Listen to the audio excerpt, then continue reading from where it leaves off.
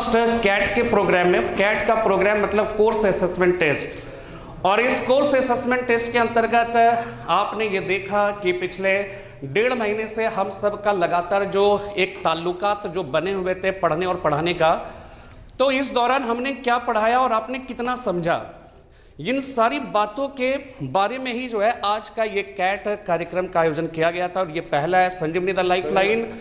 ये एक प्रकार से पहली संस्था है या बहुत नई संस्था है, लेकिन इसमें जितने भी टीचर्स हैं आप सब लोग जानते हो, मेंटर्स जितने हैं सब हाईली एक्सपीरियंस्ड हैं और जो कहीं ना कहीं पिछले कई सालों से प्रयागराज की धरती पर अपनी सेवा देते रहे हैं और न जाने कितने हजारों की संख्या में स्टूडेंट्स सफल होकर देश के भिन्न भिन्न शहरों में जाकर वो किसी न किसी रूप में अपनी सेवा दे रहे हैं और देश की प्रगति के हमराही बन रहे हैं। और इसी उम्मीद के साथ कि आप सब भी फ्यूचर में ऐसा ही रहे, आप सब भी ज़्यादा से ज़्यादा बेहतर कुछ कर सके, इसी उम्मीद इसी कामना के साथ हम सब लगातार आपके साथ संघर्ष कर रहे हैं। और आज का जो दिन था, इस दिन में थोड़ा सा मुझे ये लगा कि शायद जो बच्चों की उपस्थिति होगी वो जो है थोड़ी कम होगी, लेकिन हमने देखा कि जिस जोश के साथ, अब जिस उत्साह के साथ आप सब ने पार्टिसिपेट किया, उससे ऐसा लगता है कि वास्तव में आप सब ना सिर्फ जो है यहाँ पर कह सकते हैं कि आप आते हो, बल्कि बहुत ही सिंसियरली आप यहाँ के कार्यक्रमों में भाग लेते हैं, पार्टिसिपेट करते हैं। और आप जैसे जैसे आगे जाते जाओगे, हम सब आप सब के लिए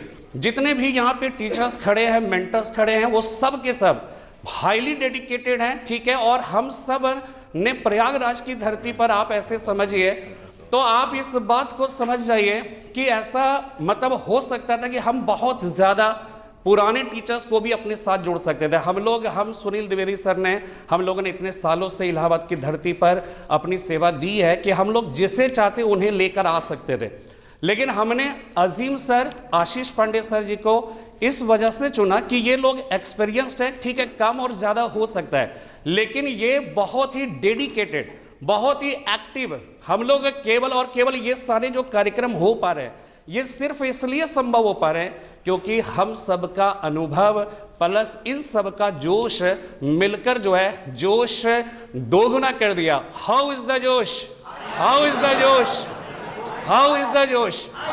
तो ये जोश जो है ना, वो आप सब की वजह से, आप सब ने जो कॉपरेशन, जो कॉपरेट कर रहे हो, कॉपरेट किस रूप में, आप इस रूप में कॉपरेट कर रहे हैं कि आप क्या कर रहे हो कि आप लोग पार्टिसिपेट कर रहे हो। अगर एक कवि कविता लिखे, सुनाए, सुनने वाला ही ना हो तो उसकी सारी कविता बेकार हो जाती है ना। तो हम सब ने जो भी योजनाएं बनाई इन सालों में, या कैसे थे इन दिनों में, जब से आपका ताल्लुकात आपसे हमारा और हमारा आपसे हुआ है, तब से लेकर जो भी कार्यक्रम बनाए उस सब में इन सब ने बहुत ही मेहनत से काम किया। अनूप श्रीवास्तव सर जी ने, इन्होंने क्या किया, कोऑर्डिनेट किया और बहुत ही खूबसूरती से आप सबों से ताल्लुकात स्थापित किया। कभी कुछ बोल भी देते हैं अगर, तो इतना जान लीजिए, चाहे सुनील द्विवेदी सर या कोई भी अगर आपको कुछ बोल रहा है तो इतना ध्यान रखिएगा, एक पिता और माँ का अंतर यही होता है कि जो फादर होते हैं ना वो थोड़े कड़क होते हैं। शायद बच्चे उतना लगता है कि वो फादर जो है वो खलनायक है हमारे घर के, लेकिन हकीकत में अगर देखा जाए तो माँ जो है वो करीब होती है, लेकिन जो पिता होता है ना वो थोड़ा सा कड़क इसलिए होता है क्योंकि बहुत दूर तक आपके भविष्य को देख रहा होता है। आपके कह सकते हैं कि फ्यूचरिस्टिक जो हम कहते हैं ना कि जो अप्रोच होता है वो फादर लेता है। तो इसीलिए जो सुनील द्विवेदी सर या कोई कुछ भी बोलता है तो इतना ध्यान रखिएगा, वो कहीं ना कहीं आपके भविष्य का एक कह सकते हैं कि एक बेहतर रूप दे रहे होते हैं, एक अच्छे कुम्हार की तरह। आप सब कच्ची मिट्टी हो ना, तो उस कच्ची मिट्टी को सही शेप अगर देना है तो सही शेप देने का जो सबसे बड़ा तरीका होता है कि उसमें थपकी भी लगाना है, उसमें अंदर से सपोर्ट भी करना है, पीछे से बाहर से मारना भी है, तो इसलिए कि एक सही शेप आपके भविष्य का निर्माण हो सके। तो मैं यहाँ पर फिलहाल सुनील द्विवेदी सर को बुलाना चाहता हूँ, आप सबके बहुत ही चहेते, बहुत ही प्यारे और बहुत ही डेडिकेटेड।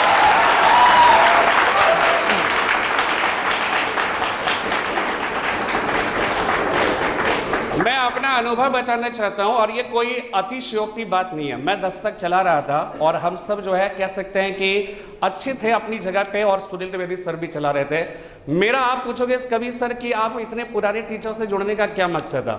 मकसद केवल एक था और वो ये था कि मैं भी डेडिकेटेड था अपने स्टूडेंट्स के प्रति, मैं भी पंक्चुअल था, लेकिन हर टीचर ऐसा नहीं है। लेकिन मैं सुनील द्विवेदी सर को पिछले 25-30 सालों से जानता हूं, उनका डेडिकेशन आज तक वैसा ही डेडिकेशन है जैसा इन्होंने पढ़ाते वक्त स्टार्ट किया था। आपको पता नहीं है इनके संघर्ष की कहानी। जब ये पढ़ाते नहीं थे, जब किसी कोचिंग में, तो ये रात में जाकर घर घर में जाकर ट्यूशन पढ़ाया करते थे। ये समझ लीजिए शायद इन्होंने नहीं बताया होगा, लेकिन मैं बता रहा हूँ, मैं जानता हूँ इनको अच्छी तरह से। हम लोग आप संतोष चौबे सर का क्या मतलब, उनका भी डिस्टेंट पास्ट रहा है, सब हम लोग जानते हैं। हम लोग सब एक दूसरे के बहुत ही खूबसूरत दोस्त रहे, मुश्किलों में हम लोग साथ रहे। तो इन्होंने किस तरह से संघर्ष किया मैंने देखा। दिन भर पढ़ाते थे किसी कोचिंग के अंतर्गत, कहीं ना कहीं किसी ना कहीं। आप इतना समझ जाइए, अनूप सर को आप बहुत कम उम्र का मत समझिएगा ये जो आपको दिख रहा है ना भोले भाले और एकदम यंग है ना, हैंडसम, ये समझ जाइए कि ये इनके कोचिंग में इन्होंने पढ़ाया है। आप सोच लीजिए, Sunil Dwivedi sir as a teacher इनकी कोचिंग में पढ़ाया करते थे। आप सोचिए, ये हमारी कोचिंग में दस्तक में भी पढ़ाया करते थे, और फिर पढ़ाते थे, और फिर रात को जाकर 2-3-4 घंटा ट्यूशन भी पढ़ाते थे इस तरह से। लेकिन फिर किस्मत का सबका कहीं ना कहीं, देखिए मैंने तो यही सीखा है कि अगर अपने कर्मों के प्रति वफादार हो, ईमानदार हो, अगर डेडिकेशन है, तो आने वाला वक्त जरूर आपके साथ होता है। ये इनके साथ भी हुआ, हमारे साथ भी हुआ, अनूप सर के साथ हुआ, इन सब के साथ भी अब होने वाला है जैसा लगता है मुझे, ठीक है। और ये आप सब बहुत बेहतर तरीके से, तो हम सब मिलकर बस एक बहुत ही एनर्जेटिक और एक संजीवनी नाम रखने के पीछे भी रीजन यही है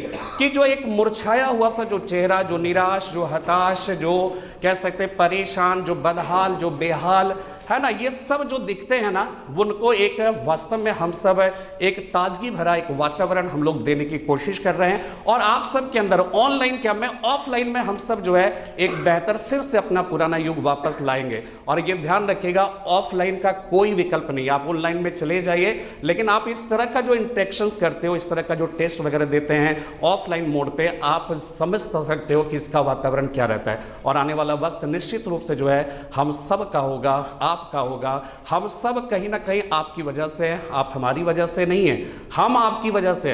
आप जो कहते हैं ना, जब तक बिका ना था कोई मोल ना था, तुमने ही तो खरीद कर अनमोल कर दिया। तो हम लोग जो अनमोल है ना, वो इसलिए है क्योंकि आपकी वजह से। तो जो आपकी वजह से हम हैं, और आपसे ही हम दूर चले जाएं, इससे लगता है कि ये बहुत छोटी सी फिलॉसफी है किसी भी व्यवसाय का, कि जिसकी वजह से हम हैं, अगर हम उनसे दूर चले जाएं, अगर हम उनके प्रति वफादार नहीं, ईमानदार नहीं है, तो फिर दुनिया कहीं पर भी हमें नहीं छोड़ेगी, भगवान नहीं छोड़ेगा, ऊपर वाला देखता है। अगर हम सब ईमान, और जो बात कह रहा हूं ना, ये ध्यान रखिएगा, ये लिख लीजिएगा, ये आने वाले समय में हर वक्त हर समय यही डेडिकेशन आपको दिखेगा, यही डिवोशन दिखेगा।